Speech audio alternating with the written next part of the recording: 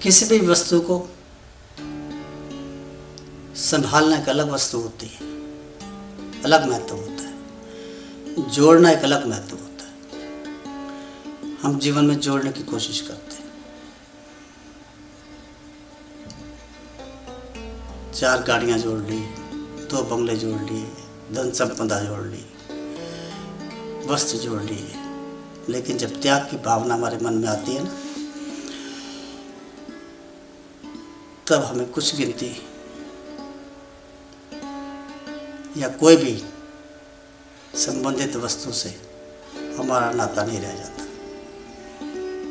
हमने कितने जोड़े वस्त्र छोड़े, कितने भवन छोड़े, कितनी गाड़ियां छोड़ी, कितनी धन संपदा छोड़ी, कितने मित्र छोड़े, ये सब छूट जाता है। उसी का नाम त्याग है। त्याग का मतलब त्याग कि कुछ भी मेरा नहीं, अब सब कुछ त्याग दिया मैंने। एक संत हुए थे, महापुरुष रामकृष्ण परमहंस, बहुत बड़े संत थे, आज भी पूजनीय है। मेरी दृष्टि में रामकृष्ण परमहंस का बहुत महत्व है। एक बार एक व्यक्ति उनके पास आया, बोला मैं आपका शिष्य बनना चाहता हूँ। रामकृष्ण ने कहा बहुत अच्छा, कहानी सुनी थी मैंने, बनो। उसने कहा लेकिन मेरे पास 1000 सोने की मुद्राएं हैं, मैं आपको भेंट करना चाहते हैं। मैं चाहता हूँ कि वो 1000 सोने की मुद्राएं आप अपने पास रखें। रामकृष्ण परमहंस बोले ये तो तूने मुझे बहुत दुविधा में डाल दिया, मैं कहाँ रखूँगा? तकिए के नीचे रखूँगा तो नींद नहीं आएगी, अपने पास रखूँगा तो ये विचार रहेगा कुछ चोरी ना कर ले, कुछ चुरा ना ले, कोई ले ना जाए। ये तो तूने मुझे दुविधा में डाल दिया। तू एक काम कर, अब ये सोने की 1000 मुद्राएं मेरी हो गई। शिष्य बोला हाँ गुरुदेव, ये आपकी हो गई। बोला एक काम कर, गंगा के तट पे चला जा और जाकर सारी की सारी ये मोहरें गंगा जी विसरा दे, गंगा जी को अर्पण कर दे। मैं भी निश्चिंत, तू भी निश्चिंत, मैं भी सुख चैन से रह पाऊंगा, तू भी सुख चैन से रह पाए। गुरु की आज्ञा मानकर वह व्यक्ति गंगा के तट पर चला गया। काफी समय बीत गया। जब वो व्यक्ति वापस नहीं आया तो गुरुदेव ने सोचा, दूर से आया था, कहीं रास्ता ही ना भूल गया हो।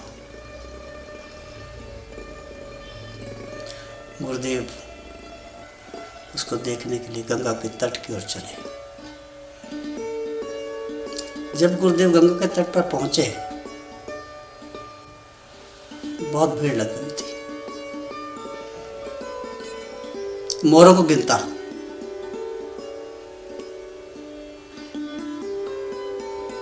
आठ 891 और एक एक मोहर को गंगा जी में सिरा देता। गुरुदेव ने देखा और उससे पूछा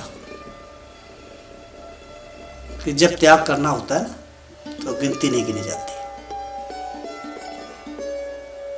गंगा जी तेरे से नहीं पूछेंगी 1000 है या 999,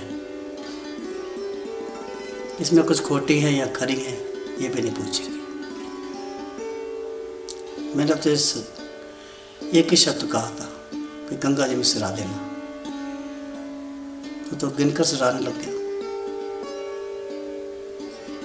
गंगा जी का अर्पण करना है, ऐसा ही कर दे जैसे तेरे पास है। गंगा जी तेरे से नहीं पूछेंगे कम थी कि ज़्यादा, क्योंकि हम लोग छोटे समय भी गिनना शुरू कर देते हैं। अक्सर आपने देखा होगा, आपके जीवन में भी बीता होगा, लगभग सबके जीवन में बीता होगा। जब भी कोई भिखारी हमसे कुछ मांगता है ना, तो हम अपनी जेब में, अपने पर्स में, अपने थैले में सबसे छोटा सिक्का जो हमारे पास होता है उसे ढूंढने की कोशिश करते हैं, वो निकालते हैं।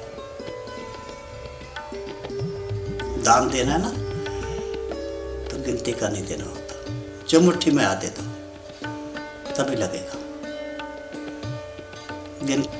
दान देते समय, दान करते समय हमें गिनना नहीं होता। जो भी दान हम कर रहे हैं, हमारे दूसरे हाथ को भी पता नहीं लगना चाहिए कि हमने किसको क्या दे दिया। वही दान है। हमारे मन को, हमारे मस्तिष्क को, हमारे विचारों को भीतर से हमें ज्ञान है कि हमने ये दिया, वो दान नहीं होता, वो गिनती होती है। और गिनती कभी दान की गिनती में नहीं आती, उसको कुछ लाभ नहीं मिलता, कोई पुण्य नहीं मिलता।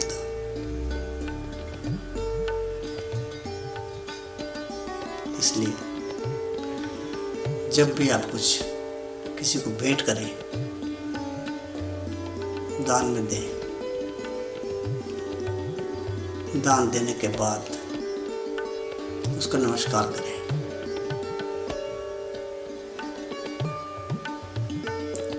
मैं जिस काबिल हूँ, जैसा भी हूँ, जो भी मैंने आपको दिया आप उसे स्वीकार करें। मान लो आपने किसी को दान दिया और उसने स्वीकार कर दिया, तो ये सोचो क्या बीतेगी हम पर। दान लेने वाला दान देने वाले से महान होता है। इसीलिए दान करते समय अपने मन में ऐसे भाव रखो, श्रद्धा के भाव, तभी तुम्हारा दान पुण्य तुम्हें भी लगेगा, तुम्हारी बात तुम्हारे भीतर तक, ईश्वर तक स्वयं चली जाएगी। आज केवल इतना ही, शेष करो।